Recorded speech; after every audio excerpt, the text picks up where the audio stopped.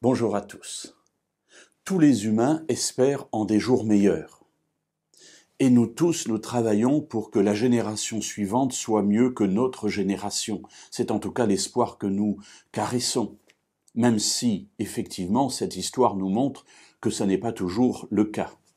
Bien sûr, dans des domaines, les choses vont mieux, mais malheureusement, beaucoup de choses vont au moins aussi mal, sinon plus mal. Alors la Bible va donner ce qu'on appelle une espérance, c'est-à-dire une vision du futur qui nous permet dans le temps présent aussi de tenir. Mais cette espérance n'est pas fondée sur des promesses illusoires, comme parfois des promesses électorales dont on sait très bien que chaque candidat va en donner beaucoup, mais ne va être capable d'en amener jusqu'au bout que quelques-unes ou parfois aucune.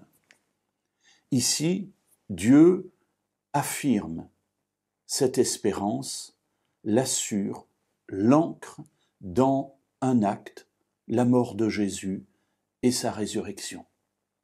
Et l'espérance est donc présentée comme quelque chose de certain dans la Bible, simplement qu'il faut attendre. Alors, les prophètes ont exprimé cela de multiples manières, et je voudrais aujourd'hui vous lire un passage du prophète Zacharie, dans le chapitre 14 et au verset 8. Voilà comment Dieu exprime au travers de la bouche de ce prophète cette espérance dans ce monde meilleur, dans ce monde nouveau qu'il recréera. Alors en ces jours-là, des eaux vives sortiront de Jérusalem et couleront moitié vers la mer orientale, moitié vers l'autre mer. Il en sera ainsi été comme hiver. Alors voilà l'espérance.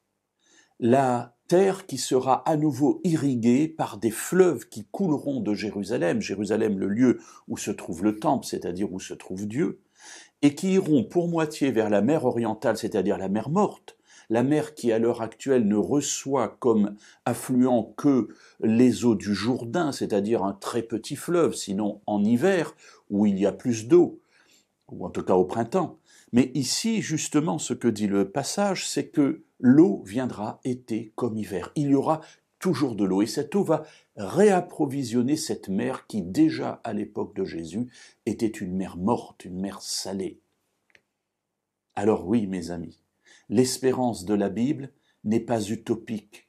Il y a ici des promesses d'une réalisation, y compris dans les éléments qui posaient déjà un problème à l'époque, c'est-à-dire l'assèchement de cette mer salée, de cette mer morte, pour des jours meilleurs et pour à nouveau un territoire irrigué et luxuriant. Alors nous attendons ce temps avec espérance, c'est-à-dire avec certitude, car l'acte qui a fondé cette espérance est déjà accompli. Jésus est mort et il est ressuscité. Merci Seigneur.